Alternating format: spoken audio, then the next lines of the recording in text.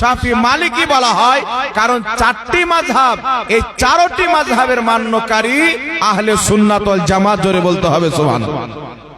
যখন বর্তমান জামানাতে আমাদের মূল নাম হচ্ছে আহলে সুন্নাত ওয়াল জামাত, যার শর্ট হচ্ছে সুন্নি জামাত, কিন্তু বর্তমান জামানাতে যত বাতিল জাহান্নামী ফিরকা রয়েছেন, সমস্ত ফিরকার মোকাবলাতে আমাদেরকে কেউ কেউ আবার বেরেলভি বলে কি বলে না? বেরেলভি কেন বলা হয়? আজ থেকে প্রায় 150 বছর পূর্বে, কমবেশ 150 বছর পূর্বে ইমাম আহলে সুন্নাত আলা হযরত রাহমাতুল্লাহ আলাইহির জামানা, তিনার জামানাতে অনেক দল তৈরি হয়েছিল। সেই দলগুলি নিজের কিতাবের মধ্যে কেউ লিখেছেন নবীর পরে নবী জন্ম নিতে পারে, কেউ লিখেছেন আল্লাহ মিথ্যা বলতে পারে, কেউ লিখেছেন নবীর জ্ঞান চাইতে শয়তানের জ্ঞান বেশি, কেউ লিখেছেন নবী পাককে যতটুকু ইলমে গায়ব আছেন ততটুকু পশু এবং পাখিকেও আছেন, কেউ বলেছেন নবী মরে মাটির সাথে মিশে গেছেন। এই সমস্ত বাতিল এবং বিদাতি আকীদার বিরুদ্ধে যিনি লড়াই করতে করতে উম্মতে মুসলিমাকে 1000 চাইতে বেশি কিতাব দেখে, কিতাব লিখে দিয়ে উম্মতে মুসলিমার ঈমানের হিফাজত করেছেন, তিনি হচ্ছেন বেরেলির আলা হযরত। জোরে বলতে হবে সুবহানাল্লাহ। তিনি হচ্ছেন বেরেলির আলা হযরত। তো তিনি যখন গুস্তাখে রাসূলের জবাব দিলেন কলমের মাধ্যমে, রাসূল পাকের অরিজিনাল শানমান যেটা আল্লাহ কোরআন পাকে বয়ান করেছেন, যেটা হাদিস শরীফের মধ্যে এসেছে, ওই শানমানকে যিনি তুলে ধরলেন, সেই আলা হযরত যখন নবী মুস্তাফার ইজ্জতের দিফা করলেন, নবী মুস্তাফার আজমতের হিফাজত করলেন, ওই সময়তে উনার যারা মান্যকারী 72 জাহান্নামী ফিরকার মোকাবেলায় তুলনায় উনার মান্যকারীকে বেরেলভি বলা লাগলো। কথা বুঝতে পারছেন? তখন উনার মান্যওয়ালাকে কি বলতে আরম্ভ করলো? বেরেলভি বলতে লাগলো। বেরেলভি আমরা নিজে থেকে নামটা রাখিনি, বাতিল ফিরকা আলা হযরতকে মানার কারণে বেরেলভি বলে। কিন্তু আলহামদুলিল্লাহ আমরা হচ্ছে আহলে সুন্নাত ওয়াল জামাত, কারণ আমাদের প্রত্যেকটা আকীদা নবী পাক সাল্লাল্লাহু আলাইহি ওয়াসাল্লাম এবং সাহাবায়ে কেরামের দাওয়া আকীদা। একটু জোরে বলতে হবে সুবহানাল্লাহ। এই জন্য বিরাদর ইসলাম একটা মূল কথা মনে রাখবেন, দুখুল ফিন্নার, খুলুদ ফিন্নার। একজন ব্যক্তি আহলে সুন্নাত ওয়াল জামাতের আকীদা রাখে, ওই ব্যক্তি গুনাহ করেছেন, পাপ করেছেন, আল্লাহ যদি তাকে তার পাপের কারণে জাহান্নামে দেয়, তাহলে অস্থায়ী জাহান্নামী হবে, এক না একদিন জাহান্নাম থেকে বের হবে। আর যদি কোনো ব্যক্তি আহলে সুন্নাত ওয়াল জামাতের বিরুদ্ধে নতুন আকীদা পোষণ করেছেন, বিদাতি আকীদা পোষণ করেছেন, যার আকীদা গুমরাহিয়াতকে পার করে কুফর পর্যন্ত চলে গেছেন, তাহলে এই রকম ব্যক্তি নামাজ পড়লেও চিরস্থায়ী জাহান্নামী, রোজা রাখলেও চিরস্থায়ী জাহান্নামী, হজ যাকাত করলেও চিরস্থায়ী জাহান্নামী। কারণ জান্নাতে যাওয়ার জন্য ঈমান থাকা শর্ত, আর আকীদা যদি কুফরিয়া হয়ে যায় তাহলে অন্তর থেকে মানুষের ঈমানটা বেরিয়ে যায়। ঈমান এবং কুফর একত্রিত হতে পারে না, পারে বাবা? যদি রাত্রি চলে যাওয়ার পরে সূর্য বেরিয়ে চলে আসে, তাহলে কি আবার রাত্রি থাকবে? দিনে রাত থাকা যেমন সম্ভব নয়, রাত্রে যেমন দিন থাকা সম্ভব নয়, তেমনি একজন মানুষের অন্তরে ঈমানও থাকবে আর কুফরও একসাথে থাকবে, এটা কোনোই মতে হতে পারে না। ঈমান যদি থাকে কুফরি থাকবে না, আর কুফরি যদি চলে আসে তাহলে অটোমেটিক ঈমান বেরিয়ে যাবে। আর কুফরি 1000 জিনিস অস্বীকার করলে হয় না, একটা কুফরি মানুষকে কাফির বানিয়ে দেয়। এই মাসলা আপনাকে জানতে হবে, আকীদার বুঝে রাখতে হবে। আপনাকে বলছি শুনেন, একটি দল আছে, যেই দলটি আজ থেকে 150 বছর পূর্বে দুনিয়াতে এসেছে কমবেশ, যে দলটির নাম হচ্ছে কাদিয়ানি। এই দলটি জন্ম হয়েছে পাকিস্তানের একটি জায়গাটির নাম হচ্ছে কাদিয়ান। কাদিয়ানি একজন মৌলবি ছিল, যার নাম হলো গোলাম আহমদ কাদিয়ানি। প্রচুর লোক তাকে ভালোবাসতে আরম্ভ করলো, মোহাব্বত করতে আরম্ভ করলো, অন্ধ ভক্তর মতন। তখন গোলাম আহমদ কাদিয়ানি বলল যে কোরআন হাদিসে যেই নবীর নাম আহমদ বলা হয়েছে ওটা আমি, বলে নাউজুবিল্লাহ। আর নাউজুবিল্লাহ বলবেন না? গোলাম আহমদ কাদিয়ানি নিজেকে নবী দাবি করলো। এখন যখন সে নিজেকে নবী দাবি করলো, পাকিস্তানের পার্লামেন্টে কেস হলো, যেমন পাকিস্তানের মাটিতে হিন্দু বসবাস করে, খ্রিস্টান বসবাস করে, শিখ বসবাস করে, তেমনি সুপ্রিম কোর্ট থেকে আইন পাস করা হোক, যারা কাদিয়ানি, মির্জা কাদিয়ানিকে মাননেওয়ালা, যে নিজেকে নবী বলে দাবি করেছিল, তার মাননেওয়ালা পাকিস্তানে বাস করবে, কিন্তু নিজেকে মুসলিম বলে দাবি করতে পারবে না, অমুসলিম হিসেবে বাস করবে। কারণ যেই ব্যক্তি নবীর পরে নবী বানিয়ে ফেলবে, ওই ব্যক্তি কোনোদিন মুসলমান থাকতে পারে না। কথা বুঝতে পারছেন কি পারেন না বাবা? এখন আপনারা বলেন তো, কাদিয়ানির মাদ্রাসা আছে না নাই? মসজিদ আছে না নাই? আলিম আছে না নাই? 5 ওয়াক্তের নামাজ পড়ে, তারাও বাড়ি বাড়ি গিয়ে বলে যে এসো নামাজ পড়তে এসো, নামাজ পড়তে এসো, হজ করতে এসো, যাকাত দিতে এসো।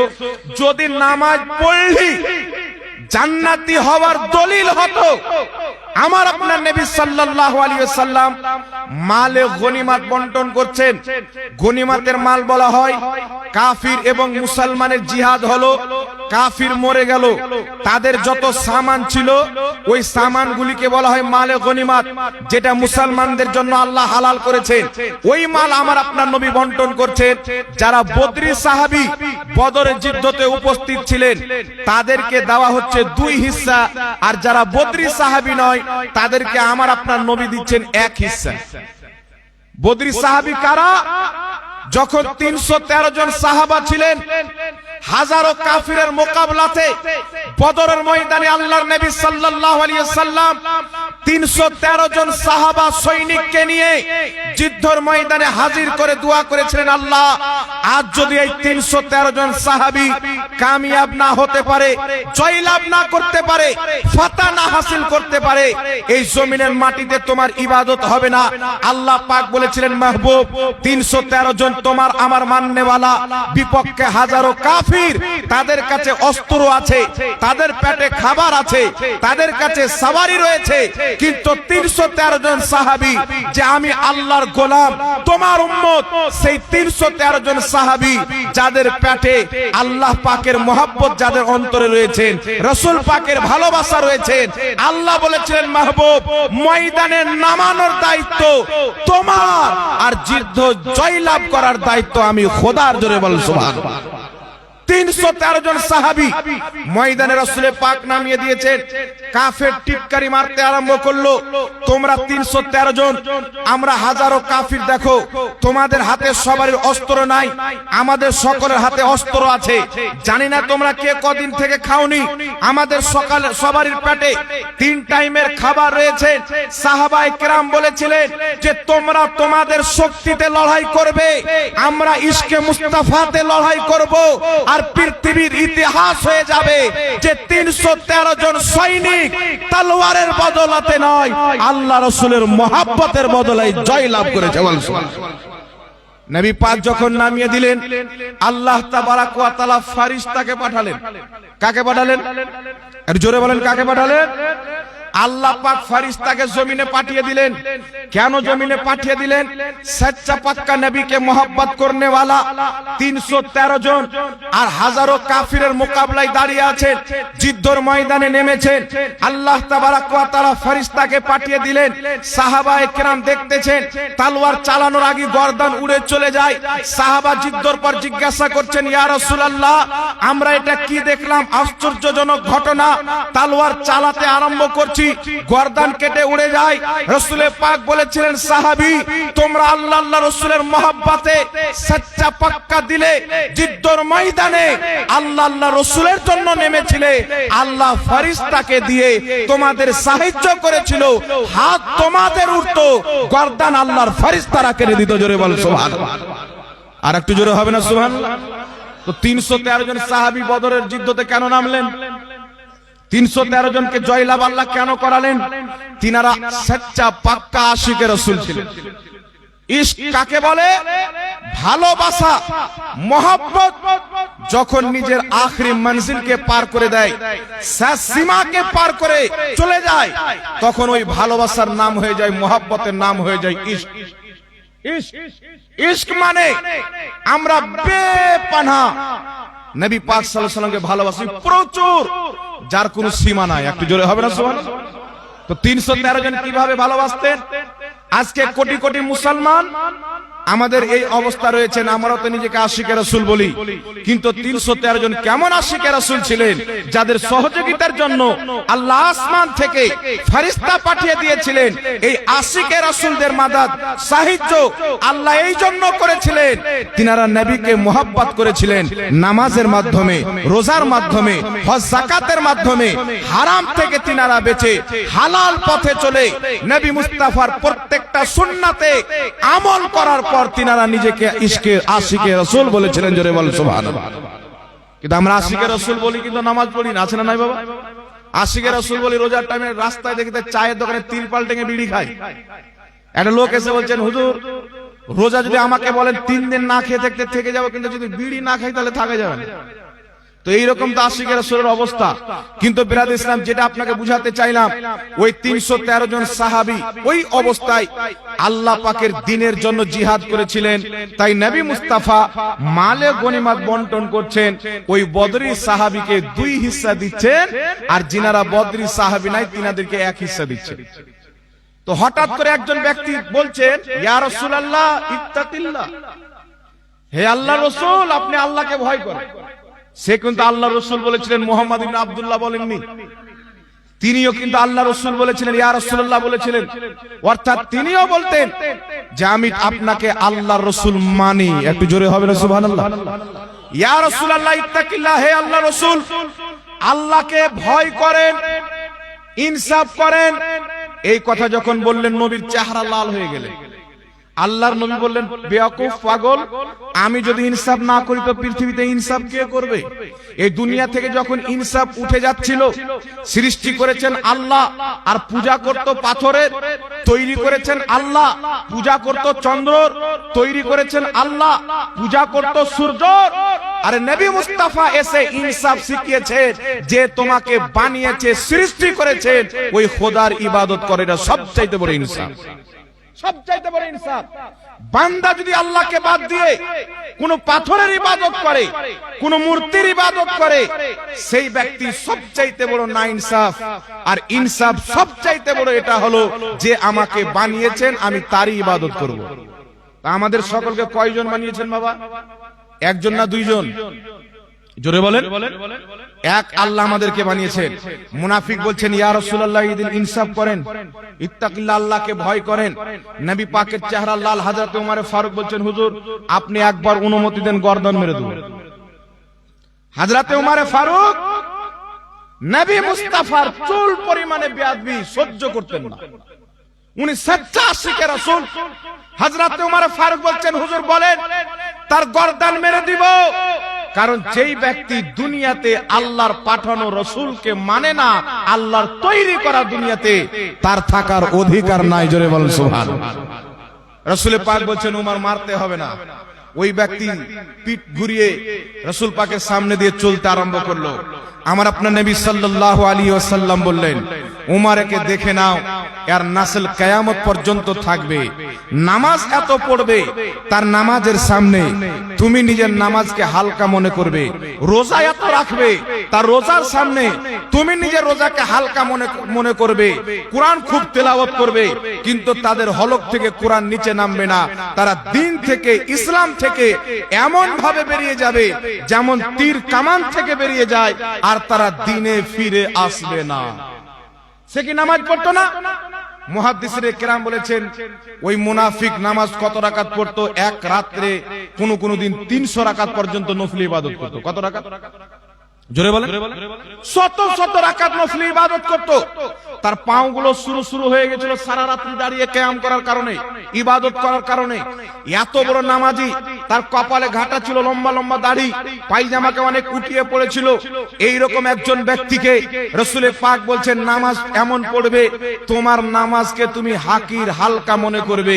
তো যার নামাজের সামনে হযরতে উমর ফারুকের নামাজ হালকা, যার রোজার সামনে হযরতে উমর ফারুকের রোজাকে হালকা, তাহলে কি বুঝা গেল? ইমানদার, হকপন্থী, জান্নাতি দল। রোজা দেখে বিচার করা যাবে না, নামাজ দেখে বিচার করা যাবে না, হজ যাকাত দেখে বিচার করা যাবে না। জান্নাতি দল যদি বিচার করা যায়, জান্নাতি দলের যদি পহচান করা যায়, ইশকে মুস্তাফা আদবে মুস্তাফার কারণে করা যাবে। যার অন্তরে রাসূল পাকের মহব্বত আদব ও তাজিম থাকবে, ওই দলটি হবে জান্নাতি। জোরে বল সুবহানাল্লাহ। রাসূল পাকের আদবে চিন্তা হবে বাবা। 73 ফিরকা কেন হচ্ছে? একটাই কারণ, দেখবেন অনেক ফিরকার লোক আছে, তাদের মধ্যে রাসূল পাকের মহব্বত পাওয়া যায় না। নবীর তরিকায় নামাজ পড়ো, নবীর তরিকায় নামাজ পড়ো, নবীর সুন্নাত মেনে চলো বলে, জাহির দেখতে মনে হয় পাক্কা সচ্চা মুসলমান, কিন্তু ওই দলের বক্তব্য যখন শুনবেন, কোন সময় নবীর মা বাপকে জাহান্নামী বলবে, কোন সময়তে রাসূল পাককে মরা মানুষ বলবে, কখনো রাসূল পাকের মুখ দিয়ে দুর্গন্ধ বের হচ্ছে বলবে। এই যে রাসূল পাকের বেয়াদবি, যার অন্তরে রাসূল পাকের মহব্বত নাই, আদব নাই, যতই নামাজ পড়ুক ওই ব্যক্তি মুসলমান নয়। সুবহানাল্লাহ। আর একটু জোরে হবে না সুবহানাল্লাহ? আর একটু হাত উঠিয়ে বলেন তো ইয়া রাসূলুল্লাহ।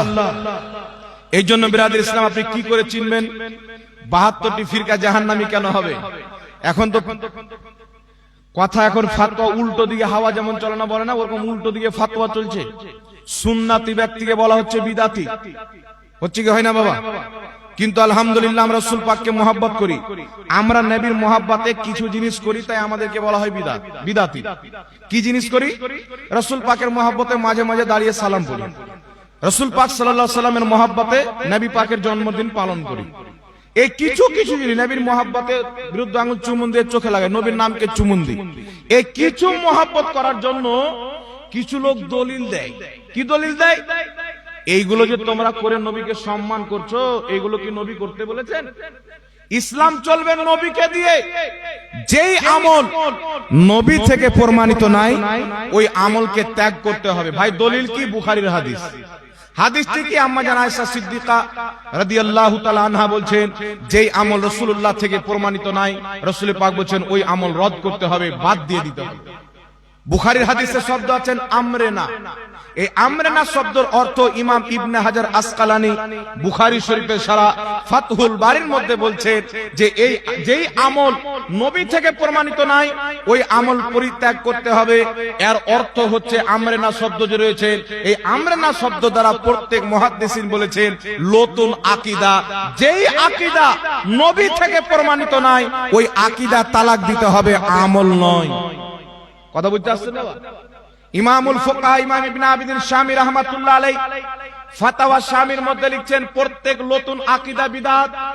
নবী বলেছেন কুল্লু বিদআতিন দালালা, প্রত্যেক বিদআত হচ্ছে পথভ্রষ্ট, প্রত্যেক পথভ্রষ্টতা জাহান্নামে। রাসূল পাক এই যে প্রত্যেক বিদআত জাহান্নামে বলেছেন, এই প্রত্যেক বিদআত থেকে হচ্ছে প্রত্যেক নতুন আকীদা। যারা আহলে সুন্নাত ওয়াল জামাতকে বাদ দিয়ে নতুন নতুন ফিরকা তৈরি করেছে, নতুন নতুন আকীদা বানিয়েছে, এই প্রত্যেকটা নতুন দল জাহান্নামে যাবে। আমার আপনার নবী ওটাই বুঝিয়েছেন, একটু জোরে বলতে হবে সুবহানাল্লাহ। এখন কোন ব্যক্তি যদি বলে হুজুর না আমল, তো আমি আপনাকে একটি দলিল দিচ্ছি, একটু লক্ষ্য করে শুনেন। ইমাম বুখারী রাহমাতুল্লাহ আলাইহি, দেখছেন হুজুর বসে আছেন শেখ সাহেব, ইনি বুখারী শরীফ পড়াচ্ছেন, আমার ওস্তাদকেও ইনি পড়িয়েছেন। দাদু বললেন না তো, দাদা ওস্তাদ। আর অনেক আছে ইনার ছাত্র, আর ছাত্র আমি ছাত্র, এরকম লোক আমি দেখেছি। বুঝতে পারছেন কিনা? ইনি বুখারী শরীফ পড়ান মাদ্রাসায় দীর্ঘদিন থেকে, দেখছেন বয়স্ক হয়ে গেছেন, বুখারী শরীফ পড়াচ্ছেন। এই বুখারী শরীফ যখন ইমাম বুখারী লিখতে আরম্ভ করলেন, তো ইমাম বুখারী রাহমাতুল্লাহ আলাইহি প্রত্যেকটি হাদিস লেখার পূর্বে সুন্নাত তরিকাতে একবার গোসল করতেন, 2 রাকাত নামাজ পড়তেন। একটু সুবহানাল্লাহ বলেন না? লক্ষ্য করে মাসলাটা বুঝেন বাবা। ইমাম বুখারী রাহমাতুল্লাহ আলাইহি যেই কিতাবটা হচ্ছে বুখারী শরীফের পর সবচাইতে বেশি গ্রহণযোগ্য এবং ফজিলতপূর্ণ কিতাব, ইমাম বুখারী বুখারী শরীফ লিখতে আরম্ভ করলেন। প্রত্যেকটা হাদিস লেখার পূর্বে একবার গোসল করতেন, 2 রাকাত নামাজ পড়তেন, একটা হাদিস লিখতেন। এখন আপনাদের কাছে আমার প্রশ্ন, যত দুনিয়াতে আলিম ওলামা আছে আপনি জিজ্ঞাসা করবেন যে ইমাম বুখারীকে জিজ্ঞাসা করেন যে নবী পাক কি বলেছেন যে আমার যখন হাদিস লিখবে তো আমার হাদিস লেখার পূর্বে একবার গোসল করবে আর 2 রাকাত নামাজ পড়বে, তারপর একটা হাদিস লিখবে, আবার গোসল করবে, আবার 2 রাকাত নামাজ পড়বে, আবার একটা হাদিস লিখবে। এরকম তো নবীর কোনো হাদিস নাই, এরকম কোন সাহাবাও করেননি। সাহাবায়ে কেরাম তো কোরআন যখন লিখে একত্রিত করেছেন ওই সময় তো তিনারা পূর্বে গোসল করে 2 রাকাত নামাজ পড়ার পর করেননি। সাহাবা যখন নবী পাকের প্রতি ওহী অবতীর্ণ হতেন, কাতিবে ওহী হযরতে সাইয়্যিদনা আমিরে মুআবিয়া রাদিয়াল্লাহু তাআলা আনহু, আরো অনেক সাহাবী যিনারা ওহীগুলোকে লিখতেন, কেউ আপনার পাথরে লিখতেন, কেউ আপনার গাছে লিখতেন। ওইগুলো লিখার পূর্বে, কোরআন পাক লিখার পূর্বে, ওহী লিখার পূর্বে নবীর মুখ দিয়ে ডাইরেক্ট শুনে কোরআন আল্লাহর কালাম লিখতেন না, গোসল করতেন পূর্বে ওই আর না 2 রাকাত নামাজ পড়তেন। কিন্তু বুখারী শরীফ, ইমাম বুখারী ডাইরেক্ট নবী থেকে শুনেননি, তিনি তিনার ওস্তাদ থেকে শুনেছেন, উনার ওস্তাদ থেকে শুনেছেন, উনার ওস্তাদ থেকে শুনেছেন, উনার ওস্তাদ নবী পাক থেকে শুনেছেন। কয়েকটি আপনার সিঁড়ি চলে যাওয়ার পর ইমাম বুখারী নবী পাকের হাদিস শুনছেন, লিখতে বসছেন, তো একবার গোসল করছেন, 2 রাকাত নামাজ পড়ছেন। জিজ্ঞাসা করেন, হে ইমাম বুখারী রাহমাতুল্লাহ আলাইহি, আপনি বলেন নবী পাক বলেননি আমার হাদিস যখন লিখবেন গোসল করবেন, 2 রাকাত নামাজ পড়বেন, তারপরে একটা হাদিস লিখবেন? কোন সাহাবী থেকে প্রমাণ পাওয়া যায় না। আপনার পূর্বের মুহাদ্দিস ইমাম ইবনে আবি শাইবা, ইমাম আব্দুর রাজ্জাক সানআনী, ইমাম মালিক, ইমাম মুহাম্মদ, ইমাম আযম আবু হানিফা, ইমাম আহমদ ইবনে হাম্বল, ইমাম মালিক, ইমাম শাফি, আপনার পূর্বের যত মুহাদ্দিস ছিলেন, কেউ আপনার দাদা ওস্তাদ, কেউ আপনার পরদাদা ওস্তাদ, কেউ আপনার পরদাদারও ওস্তাদ, ইনারা যখন হাদিস লিখতেন ইনারা গোসল করতেন না, 2 রাকাত নামাজ পড়তেন না, নবীর হাদিস বলে লিখে। তো আপনি কেন লিখলেন? আপনি কেন এই কাজ করলেন? তো ইমাম বুখারী রাহমাতুল্লাহ আলাইহি এই আমল থেকে একটাই মাসলা বের হবে। ইমাম বুখারী বলছেন, আমি নবী মুস্তাফার হাদিস লিখতে আরম্ভ করলাম, একবার গোসল করে 2 রাকাত নামাজ পড়তাম, একটা হাদিস লিখতাম। আমি ইমাম বুখারী ভাবলাম আমি দুনিয়ার কোন বাদশার কথা লিখি না, দুনিয়ার কোন নেতার কথা লিখি না, আমি মুহাম্মদ রাসূলুল্লাহর কথা লিখতে আরম্ভ করেছি।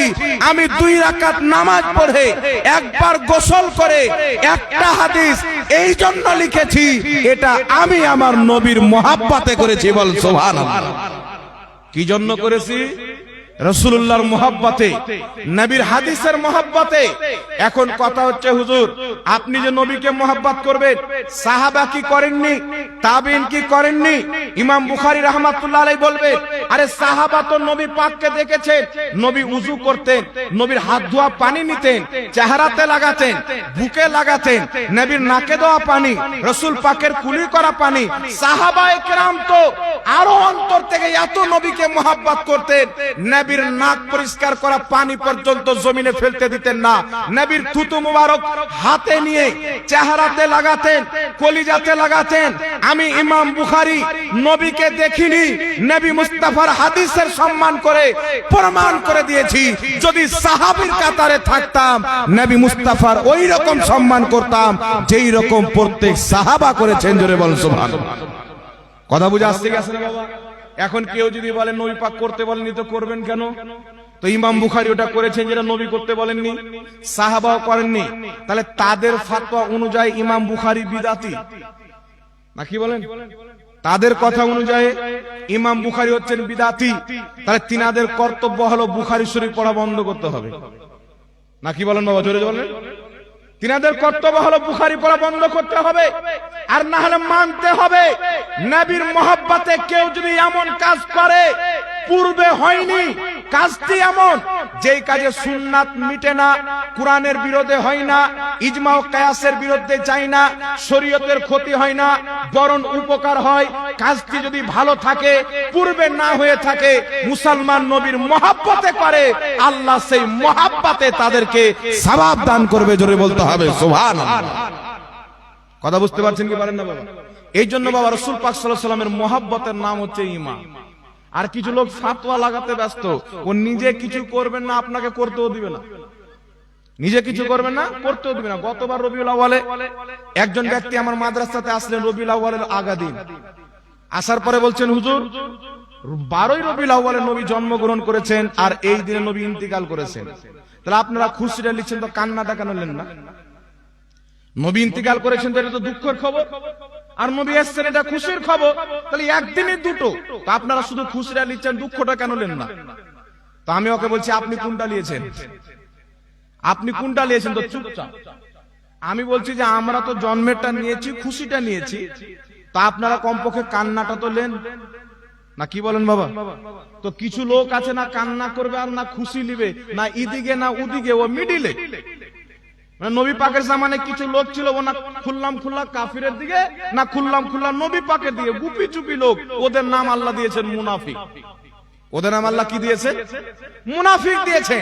আরে ভাই, তুমি যদি বলে এই দিনে নবী জন্ম নিয়েছেন, এই দিন ইন্তিকাল করেছেন, তোমরা নবীর মহাব্বতে খুশি নিচ্ছ, দুঃখটা কেন নিবে? তো খুশিটা আমরা নিয়েছি কারণ আমরা নবীকে মরা মানি না, জিন্দা মানি। দুঃখটা আপনারা নিয়ে এলেন কারণ আপনারা নবীকে মরা মানেন। তো যাদের নবী মরা তারা কান্না করবে, যাদের নবী জিন্দা তারা খুশি পালন করবে। সুবহানাল্লাহ। তো কিছু লোক হয় বাবা করতে দিবে না, ও নিজে করুন, আপনাকে করতে দিবে না। একজন ব্যক্তি একটা রাস্তা দিয়ে যাচ্ছেন, দেখছেন একটা লোক চেয়ারে বসে আছে, পাও হিলাচ্ছে। ওকে জিজ্ঞাসা করছে ভাই আপনার নাম কি? মনে হচ্ছে আপনার কোনো চিন্তাই নাই। তো বলছে ভাই আমার নাম হচ্ছে ইবলিস। কি নাম? বলছে আমার নাম হচ্ছে ইবলিস। বলছে ইবলিস মানে মানুষের রূপে? বলছে হ্যাঁ আমি মানুষের রূপে এখানে বসে আছি, আল্লাহ আমাকে ক্ষমতা দিয়েছে মানুষের রূপ ধারণ করতে পারি। কি জন্য বসে আছো? তোমার কাজ তো হলো নামাজিকে বেনামাজি বানানো। তোমার কাজ হচ্ছে মসজিদ থেকে মানুষকে দূরে করা, মাদ্রাসা থেকে মানুষকে দূরে করা, দান থেকে মানুষকে দূরে করা। তো তুমি এখানে বসে কি করছো? তোমার কাজ কে করছে তাহলে? তো ইবলিস বলছে যে আমি আমার অনেক খলিফা বানিয়ে দিয়েছি, অনেক মৌলবীকে খলিফা বানিয়ে দিয়েছি, মানুষকে খলিফা বানিয়ে দিয়েছি। কোন মৌলবী? যে মৌলবী বলছেন নবী কবরে মরা মানুষ পড়ে আছে, বলছে শয়তানের খলিফা।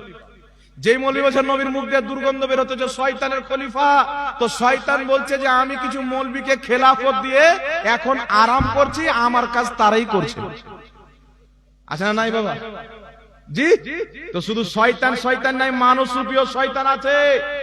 রাসূল পাককে কেউ যদি মহব্বত করে, তার বিরুদ্ধে ফতোয়াবাজি করে, মনে করতে হবে শয়তান নবীর মহব্বত থেকে জ্বলে, আর নবীকে মহব্বত করলে আল্লাহ খুশি হয়। জোরে বলতে হবে সুবহানাল্লাহ। আর গলা চিকড়ে চিকড়ে বলবে অমুক ধুমুক 12-17। ওকে যদি 3 কোটি দলিল দেন তবুও মানবে না। ওকে যদি 3 কোটি দলিল দেন তবুও মানবে না। তাই যারা আহলে সুন্নাত ওয়াল জামাত আছেন, আমরা দলিল দিই আপনাদের জন্য, তবে চোখ বন্ধ করে রাসূলকে মহব্বত করতে হবে। জান্নাতীর আলামত হলো নবীর আদব, নবীর মহব্বত যাদের অন্তরে থাকবে তারাই হবে জান্নাতি। জোরে বলেন সুবহানাল্লাহ। এখন আপনাকে বিরাদর ইসলাম দুটি হাদিস আপনাকে শোনাতে চাই। একটি হাদিস ইমাম বাইহাকী রাহমাতুল্লাহ আলাইহি সংকলন করেছেন।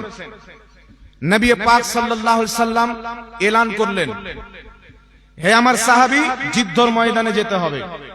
তোমাদের মধ্যে যারা যুদ্ধ করতে সক্ষম তারা বেরিয়ে যাও, আর যারা যুদ্ধ করতে সক্ষম নয়, বিরুদ্ধ হয়ে গেছে, অচল হয়ে গেছে, বা করে যুদ্ধতে হাত কেটে গেছেন, পা কেটে গেছেন, চলতে পারেন না, তারা নিজের অস্ত্রগুলো যুবকদের হাতে তুলে দাও। নবী পাক যখন এলান করলেন, সাহাবায়ে কেরাম কি করলেন জানেন? অস্ত্র নিয়ে এসে সব নবীর কদমে রেখে দিলেন। সবাই অস্ত্র রাখছেন, আর একজন মহিলা একটা ছোট বাচ্চাকে কোলে করে, দুধ পান করা বাচ্চা, আমার নবীর দরবারে আসছে। আসার পরে বলছেন, হুজুর আমার স্বামী বেঁচে নাই, আমার যদি স্বামী বেঁচে থাকতো আপনার সাথে যুদ্ধের ময়দানে পাঠাতাম। আমার স্বামী বদরের যুদ্ধে আপনার মোহাব্বতে আল্লাহ আল্লাহ রাসূলের দ্বীনের জন্য শহীদ হয়ে গেছে। আমার স্বামী যখন শহীদ হয়, তার একটা বাচ্চা আমার গর্ভে ছিল, আজ সেই বাচ্চাটা আমার দুধ পান করছে। ইয়া রাসূলুল্লাহ, আমার স্বামী নাই, বড় ভাই নাই, আমার পিতা নাই, আমার বাড়িতে কোনো যুবক নাই যে আপনার সাথে যুদ্ধের ময়দানে পাঠাবো। এই দুধ পান করা বাচ্চা আমার কাছে রয়েছেন। ইয়া রাসূলুল্লাহ, আমি চাই যে আমার এই দুধ পান করা বাচ্চাটাকে আপনি আপনার সঙ্গে করে যুদ্ধ ময়দানে নিয়ে যান। আমার নবীর চোখ দিয়ে পানি বেরিয়ে গেল। রাসূলে কায়নাত সাল্লাল্লাহু আলাইহি সাল্লাম বলছেন, বেটি তোমার এই বাচ্চা তলোয়ার চালাতে পারে না, যুদ্ধ করতে পারবে না, চলতে পারে না, ঠিকভাবে খেতেও শিখেনি, দুধ পান করে, এই বাচ্চাকে নিয়ে গিয়ে কি করবো, এ কি কাজে আসবে? মহিলাটি বলছেন, কান্না করছেন, ইয়া রাসূলুল্লাহ, ইয়া হাবিবাল্লাহ, জানি আমার বাচ্চার ওই শক্তি নাই যে হাতে তলোয়ার তুলবে, জানি আমার বাচ্চার ওই শক্তি এখন পর্যন্ত হয়নি যে সে তলোয়ার নিয়ে যুদ্ধ করবে। তবে ইয়া রাসূলুল্লাহ, আপনার মোহাব্বতে যুদ্ধের ময়দানে গিয়ে অনেকের সন্তান শহীদ হবে, অনেকের স্বামী শহীদ হবে, আর কাল কিয়ামতের ময়দানে এই যুদ্ধের ব্যাপারে যখন আলোচনা হবে তখন আমার পক্ষ থেকে কেউ শহীদ থাকবে না, আমি মাহরুম হয়ে যাব। না ইয়া রাসূলুল্লাহ, আমার এই বাচ্চা তলোয়ার চালাতে পারে না, যুদ্ধ করতে পারবে না, লড়াই করতে পারবে না, তবে আল্লাহ তাবারক ওয়া তাআলার দয়া, আমার বাচ্চার মধ্যে আল্লাহ এমন একটি গুণ রেখেছে যেই গুণটি যুদ্ধের ময়দানে কাজে দিবে। রাসূলের পাক বললেন, কি গুণ? সেই মহিলাটি বলছেন, ইয়া রাসূলুল্লাহ, আমার বাচ্চাকে কেউ যদি আদর করে মোহাব্বতে কোলে নিয়ে একটা যদি চুমুন দিয়ে দেয়, ইয়া রাসূলুল্লাহ, ইয়া হাবিবাল্লাহ, আমার বাচ্চা তাকে চিপকে ধরে নেয়, আমি মা চাই যুদ্ধের ময়দানে আমার সন্তানকে নিয়ে যান, যখন আমার সন্তান আপনার কোলে থাকবে আর যুদ্ধের ময়দানে মুশরিক কাফিরেরা আপনার সামনে তীরের নিশানা করে মারবে, আপনার দিকে তীর ছাড়বে, ইয়া রাসূলুল্লাহ, আপনি আমার সন্তানকে একটা চুমুন দিবেন, আমার সন্তান আপনাকে চিপকে ধরে নিবে আর দুশমনদের তীর আপনার দেহে লাগতে দিবে না, আমার সন্তান নিজের দেহে তীরকে নিয়ে আপনার হিফাজত করবে। বল সুবহানাল্লাহ। নিজের দেহে তীরকে নিয়ে নিবে। মুহাব্বত দেখেন, ছোট বাচ্চা ইচ্ছা কত নবীর মুহাব্বতে, আল্লাহর মুহাব্বতে যুদ্ধের ময়দানে দি। এটা হচ্ছে বাবা নবীর মুহাব্বত। কার মুহাব্বত জোরে বলে? এটা নবীর মুহাব্বত, এটা রাসূলের মুহাব্বত। আল্লাহ কুরআন পাকে বলেছেন, হে ঈমানদার, যদি তোমার জন্মদাতা বাপ, যদি তোমার আপন ভাই ঈমান আনার পরে আল্লাহ আল্লাহ রাসূলের বিরোধিতাকে পছন্দ করে, কুফরিকে পছন্দ করে, আল্লাহ পাক বলেছেন, লা তাত্তাখিযু, তার সাথে তোমাদের কোনো সম্পর্ক নাই। কারণ মাকে মহব্বত করতে হবে, বাপকে মহব্বত করতে হবে। সারা পৃথিবীর মহব্বত পরে, মুহাম্মদ রাসূলুল্লাহর মহব্বত সবারই আগে। সুবহানাল্লাহ। তাই রাসূল পাক বলছেন, বুখারী মুসলিমের হাদিস, রাসূল কায়নাত বলছেন, লা ইউমিনু আহাদুকুম হাত্তা আকুনা আহাব্বা ইলাইহি মিন ওয়ালিদিহি ওয়া ওয়ালাদিহি ওয়ান নাসি আজমাইন।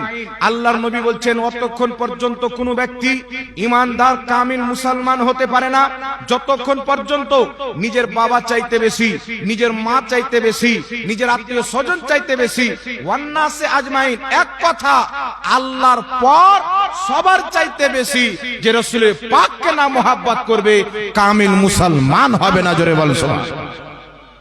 কথা বুঝতে পারছেন কি পারেন না বাবা? একটা হাদিস আর শোনাবো বলেছিলাম, যেটা ইমাম বাইহাকি সংকলন করেছেন। হযরতে আবু উবাইদা রাদিয়াল্লাহু তাআলা আনহু যুদ্ধের ময়দানে গেছেন, কাফির মুশরিকদের লড়াই হচ্ছে, জিহাদ আর মুসলমানদের, আর তিনার বাপ জাররা তিনিও গেছেন। আবু উবাইদা সাহাবী, তিনার বাপ হচ্ছেন কাফির। উনার বাপ জাররা কাফিরের পক্ষে এসেছে, নবীর বিপক্ষে, আর আবু উবাইদা কাফিরের বিপক্ষে, নবীর পক্ষে গিয়েছে। লড়াই চলতে আছে, লড়াই চলতে আছে। জাররা অনেক শক্তিশালী পাহলমান ব্যক্তি ছিল, যাকে পাহলমান বলা হয়। 10 জন 20 জন তার সাথে লড়াই করে পারতো না, একা 10-20 জনকে কামিয়ে মানে হারিয়ে দিত। যুদ্ধের ময়দানে গিয়েছেন হযরত আবু উবাইদা, লড়াই করছেন, তিনার বাপ জাররা লড়াই করছেন, উনি কাফিরের পক্ষ থেকে, ইনি মুসলমানের পক্ষ থেকে। লড়াই যখন চালু, হযরতে আবু উবাইদা লড়াই করতে করতে চেয়ে দেখছেন তিনার বাপ জাররা অনেক সাহাবাকে শহীদ করে দিচ্ছে। হযরতে আবু উবাইদা দৌড় দিয়ে নবীর দরবারে, ইয়া রাসূলুল্লাহ, আমার বাপ অনেক বড় পাহলমান, আমার বাপের কেউ মোকাবিলা করতে পারবে না, আপনি আমাকে অনুমতি দেন, আমি আমার বাপের মোকাবিলাতে যাব। কারণ আমি তলোয়ার চালাতে শিখেছি আমার বাবার কাজ, যুদ্ধ করতে শিখেছি আমার বাবার কাজ। আমার বাপ কিভাবে তলোয়ার চালায়, কিভাবে যুদ্ধ করে, কিভাবে অস্ত্র চালায়, আমার সব জানা আছে। তার মোকাবিলা যদি করতে পারি, আমি আবু উবাইদা করতে পারবো। হুজুর, আপনি আমাকে অনুমতি দেন। আমার আপনার নবী বললেন, না, তুমি তোমার বাপের সামনে যেও না, কারণ যদি তুমি তোমার বাপের সামনে চলে যাও তাহলে কালকে মুনাফিকরা বলবে কি, মুহাম্মদ সাল্লাল্লাহু আলাইহি ওয়াসাল্লাম এমন একটি দিন নিয়ে এসে বাপ বাটাতে লড়াই করায়, বাপ বাটাতে মারামারি করায়। ইসলামকে বদনাম করবে, গুজব ছড়াবে, মুস্তাফার ধর্ম বাপ বাটাতে মারামারি করায়। তাই আমার আপনার নবী নিষেধ করে দিলেন। হযরতে আবু ওবেদা এসে লড়াই করছেন। আবার কিছুক্ষণ পর চেয়ে দেখছেন তিনার বাপ যাররা বড় বড় সাহাবীকে শহীদ করে দিচ্ছেন। হযরতে আবু ওবেদা সহ্য না করতে পেরে ঝাঁপিয়ে বাপের সামনে চলে গেছেন। বাপের সামনে লড়াই করতে করতে এমন একটি তীরের নিশানা বানিয়েছেন, তিনার বাপের গর্দান কেটে জমিনে ফেলে দিয়েছেন। আপন বাপকে হত্যা করলেন, যাররা মরে গেল। হযরতে আবু ওবেদা নিজের হাঁটুকে জমিনে ফেলে চিৎকার মেরে কান্না করছেন। সাহাবী এসে বলছেন, আবু ওবেদা, রাসূলে কায়নাত সাল্লাল্লাহু আলাইহি ওয়াসাল্লাম, রাসূলে কায়নাত সাল্লাল্লাহু আলাইহি ওয়াসাল্লামের সাহাবী বলছেন, আবু ওবেদা, বাপকে হত্যা করেছো তাই কান্না করছো। হযরতে আবু ওবেদা বলছেন, না না, আমার নবী নিষেধ করেছিলেন, আমি সহ্য না করতে পেরে বাপের সামনে গিয়েছি। আমি যদি না যেতাম আমার বাপ সাহাবীদেরকে শহীদ করে দিত, তাই আমি বাপের মোকাবিলাতে গিয়েছি। বাপকে মেরেছি তাই কান্না করতেছি না, নবী পাকের কথা রাখতে পারেনি, আমি এই জন্য কান্না করেছি যে রাসূল যদি নারাজ হয়ে যায় আল্লাহ পাকও নারাজ হয়ে যায়। বাবার লাশ সামনে পড়ে আছেন, বাপের জন্য কান্না নয়। আবু ওবেদা শিক্ষা দিয়েছেন, বাপ যদি রাসূলের গুস্তাখ থাকে, সেই বাপ মরে গেলেও কান্না করা যাবে না। আর রাসূল পাকের মোহাব্বত করনেওয়ালা থাকে, বাপের জন্য জীবন দিতে হবে। আর জোরে হবে না সুবহানাল্লাহ। হযরতে আবু ওবেদা যখন বললেন, সাহাবী বলছেন, আবু ওবেদা চলো, রাসূল পাক নিষেধ করেছিলেন, তুমি তো তোমার বাবাকে হত্যা করে দিয়েছো, এখন চলো রাসূলুল্লাহর নিকটে। হযরতে আবু ওবেদা মাথায় পাগড়ি বেঁধেছিলেন, পাগড়িটাকে খুললেন। বাবা পাগড়িকে খোলার পর হযরতে আবু ওবেদা রাসূলুল্লাহর দরবারে গেলেন, গলাতে পাগড়ি ঝুলিয়ে মুজরিম সেজে, ইয়া রাসূলুল্লাহ, ইয়া হাবিবাল্লাহ, আপনি নিষেধ করেছিলেন, কিন্তু আমি যদি না যেতাম আমার বাপ অনেক সাহাবীকে শহীদ করে দিত। আমি সহ্য না করতে পেরে বাপের মোকাবিলাতে গিয়ে বাপকে হত্যা করে দিয়েছি। ইয়া রাসূলুল্লাহ, আপনি নারাজ তো হননি? আপনি নারাজ তো হননি? সাহাবা জানেন জমিনের মাটিতে মুহাম্মদ রাসূলুল্লাহ এমন একটি হাস্তি, ইনি যদি নারাজ হয় আল্লাহ নারাজ, আর ইনি যদি রাজি হয়ে যায় আল্লাহ রাজি। একজন পাপীর উপরে যদি মুহাম্মদ রাসূলুল্লাহ রাজি হয়ে যায়, আল্লাহ তাবারাক ওয়া তাআলাও রাজি হয়ে যাবে। জোরে বলেন না সুবহানাল্লাহ। এই রাসূলকে রাজি করার জন্য আল্লাহ পাক কত কিছু করেছেন। মহান রব্বুল আলামিনের নবী আকসার দিকে মুখ করে নামাজ পড়ছেন, রাসূলে পাক আসমানের দিকে তাকাচ্ছেন, আবার জমিনে চেহারা করছেন। আল্লাহ বলছেন, জিবরিল যাও, কাদ নারা তাকাল্লুবা ওয়াজহিকা ফিস সামাই ফালানুওয়াল্লিয়ান্নাকা কিবলাতান তারদাহা। আল্লাহ পাক ওহী নাযিল করলেন, আয়াত দিয়ে জিবরিল আমিনকে পাঠালেন, মাহবুব বারবার তোমার আকাশে তাকানো আমি আল্লাহ জানি, তুমি চাচ্ছো মসজিদে আকসা কিবলা পরিবর্তন করে যেন কাবাকে কিবলা করে দেওয়া হয়। আল্লাহ বলছেন, মাহবুব তুমি জাতি রাজি, আমি আল্লাহ তাতে রাজি, আমি তোমাকে খুশি করার জন্য কিবলা পরিবর্তন করে দিলাম। জোরে বল সুবহানাল্লাহ। কিবলা যে চেঞ্জ হয়েছে না, আমার নবীকে রাজি করার জন্য করেছেন। তারপরেও আল্লাহ বলছেন, ওয়ালা সাউফা ইউতিকা রাব্বুকা ফাতারদা, হে নবী আমি আপনাকে এত দিব, আপনি রাজি হয়ে যাবেন। একটু সুবহানাল্লাহ হবে না? সাহাবা জানেন এই মুহাম্মদ সাল্লাল্লাহু আলাইহি ওয়াসাল্লাম এমন একজন হাস্তি, যাকে রাজি করলে আল্লাহ রাজি হয়ে যাবে, যিনি নারাজ যদি হয়ে যায় আল্লাহ নারাজ হয়ে যাবে। আরে বাপ যদি নারাজ থাকে আল্লাহ রাজি হয় না, মা যদি নারাজ থাকে আল্লাহ রাজি হয় না, তো দুনিয়াকে সৃষ্টি করার যিনি মূল জানে যাহা মুহাম্মদ রাসূলুল্লাহ যদি নারাজ হয়ে যায় আল্লাহ কি করে রাজি হবে? হযরতে আবু ওবেদা মুজরিম সেজে রাসূলুল্লাহর দরবারে, হুজুর বাপকে হত্যা করেছে, আপনি নারাজ তো হননি? আমার নবীর চোখ দিয়ে পানি বেরিয়ে গেল। রাসূলের পাক চোখ দিয়ে পানি বের করলেন। আল্লাহর নবী বলছেন, আবু ওবেদা তোমাকে এই জন্য নিষেধ করেছিলাম যেন মুনাফিকরা গুজব না ছড়াতে পারে, বদনাম না করতে পারে। মুহাম্মদ রাসূলুল্লাহর ধর্ম ইসলাম, বাপ বাটাতে লড়াই করায়, বাপ বাটাতে জিহাদ করায়, বাপ বাটাতে মারামারি করায়, এই জন্য নিষেধ করেছিলাম। কিন্তু আবু ওবেদা তুমি তোমার বাপকে আল্লাহ রাসূলের মহব্বতে হত্যা করেছো, তোমার প্রতি আমি মুস্তাফাও রাজি, মুহাম্মদ রাসূলুল্লাহর খোদাও রাজি। জোরে বল সুবহানাল্লাহ। আর একটু জোরে হবে না সুবহানাল্লাহ? হযরতে আবু ওবেদা রাদিয়াল্লাহু তাআলা আনহু খুশি হয়ে গেলেন, পাগড়িটাকে বাবা গলা থেকে খুলে নিলেন, এইভাবে ঝুলাচ্ছেন আর আল্লাহু আকবার বলছেন, আর যেতে আরম্ভ করলেন। আমার আপনার নবী সাহাবীদেরকে বলছেন, সাহাবী জান্নাতি যদি দেখতে চাও আবু ওবেইদাকে দেখো, সে খোদার মহব্বতে, আমি মুস্তাফার মহব্বতে বাপকে হত্যা করেছে, আল্লাহ জাহান্নামের আগুন হারাম করে দিয়েছে। জোরে বলেন সুবহানাল্লাহ। এখন যদি বাপকে অসুখ হয় ট্যাবলেট কিনে না দেন, বাপ যদি দুঃখ করে দুনিয়া থেকে চলে যায়, 5 ওয়াক্তের নামাজি ব্যক্তির প্রতি জাহান্নাম হারাম অতক্ষণ পর্যন্ত যতক্ষণ পর্যন্ত বাপ থাকবে নারাজ। আর এদিকে বাপকে হত্যা করে দিয়েছে, রাসূল বলছেন আমিও রাজি, খোদাও রাজি, জাহান্নামের আগুন হারাম। তো কি বুঝা গেল? রাসূল পাকের মহব্বত হচ্ছে সবচাইতে বড় জিনিস। তাই সাহাবায়ে কেরাম আমার নবীর সামনে যখন আসতেন কি বলতেন? ফিদাকা আবি ওয়া উম্মি ইয়া রাসূলুল্লাহ, হে আল্লাহ রাসূল, আপনার কদমে আমাদের বাপও কুরবান, আমাদের মাও কুরবান। তাই এই সাহাবায়ে কেরামের পয়গাম বরেলির মাটি থেকে হুজুর তাজুল শরিয়া দিয়েছেন, নবী সে जो हो बेगाना उसे दिल से जुदा कर दे, पितर मादर ब्रदर मालो जा सब कुछ नबी पर फिदा कर दे। জোরে বল সুবহানাল্লাহ। আল্লাহ পাক বুঝার তৌফিক দান করে। এই জন্য বাবা জান্নাতি জাহান্নামী চিনবেন কি করে? রাসূল পাকের আদব যাদের অন্তরে, রাসূল পাকের মহব্বত যাদের অন্তরে, জান্নাত তাদের জন্য আল্লাহ বানিয়েছেন। একটু সুবহানাল্লাহ হবে না? একজন ভাই 500 টাকা দান দিয়েছেন, নামটা জিজ্ঞাসা করিনি, আল্লাহ পাক কবুল করুক, সকলে পড়েন আল্লাহুম্মা। আর যাক, মাদ্রাসার জালসা আপনারা সকলে জানেন। আপনাদেরকে একটি মাসআলা বলবো, খুব গুরুত্বপূর্ণ মাসলা, যেটা প্রত্যেক মা বোনদের জন্য আর বাপজিদের জন্য, ভাইদের জন্য, সকলের জন্য শোনা হচ্ছে জরুরি। মাসলাটা আমি বয়ান করব, ইসলাহ করবেন আমার দাদা হুজুর, ঠিক আছে? তো মশলাটা শুনতে হবে তো বাবা, শুনবেন? এই জোরে বলেন শুনবেন? একটু হাত তুলে বলেন তো কারা কারা শুনবেন। নিজের ভাইরা মনে হয় শুনবে না, রাগ করে বসে আছেন, শুনবেন? যাক, সবাই শুনবেন মাসলাটা। তো মাসলাটা বয়ান করার পূর্বে, এই জালসা হচ্ছে মাদ্রাসা। এই যে কেউ 5000, কেউ 1000, কেউ 500, কেউ 200, কেউ 100, কেউ 50 টাকা, কেউ 10 টাকা, কেউ 5 টাকা করে আপনারা দিচ্ছেন, একের লাঠি 10-এর বোঝা, একটা কথাই আছে। এই যে আপনারা এত করে দিচ্ছেন, এই জমা হয়ে হয়ে এত বড় মাদ্রাসার বিল্ডিং, শিক্ষকদের বেতন, আর আজকে যত ছেলে পাগড়ি পাবেন, কয়জন পাবেন? 13 জন ছেলে পাগড়ি পাবে। এই সমস্ত আপনাদের 10 টাকা, 5000, 10,000-এর মূল্য। কথা মনে হয় বুঝতে পারছেন না বাবা? এ অল্প করে করে দান দিচ্ছেন, এত বড় মাদ্রাসা চলছে। কিয়ামতের ময়দানে যদি আল্লাহ কোনো একজন ব্যক্তিকে জাহান্নামের দিকে পাঠায়, তাহলে এই মাদ্রাসা আল্লাহ পাকের নিকটে আবেদন করবে। করবে কি করবে না? এই মাদ্রাসায় পড়নেওয়ালা, পড়ানেওয়ালা আলিমরা আবেদন করবে, আল্লাহ যাদের দানে আমরা পড়ার সুযোগ পেয়েছি, মাদ্রাসা হয়েছে, ঘর হয়েছে, কিতাব পেয়েছি, পড়েছি, তারাকে তুমি জাহান্নামে দিচ্ছ। একজন আলিম জান্নাতে যাবে না যে আলিমের ইলম অর্জন করাতে, আলিম হওয়াতে আপনার 1 টাকা পর্যন্ত দান আছে, আপনাকে ছেড়ে জান্নাতে যাবে না। ইবনে মাজাহ শরীফের একটা হাদিস শুনেন, রাসূল পাক বলেন কিয়ামতের ময়দানে 3 শ্রেণীর ব্যক্তি শাফাআত করবে। প্রথম হচ্ছে নবীগণ, দ্বিতীয় হচ্ছে সুম্মাল উলামা আলিমগণ, তৃতীয় হচ্ছে শহীদগণ।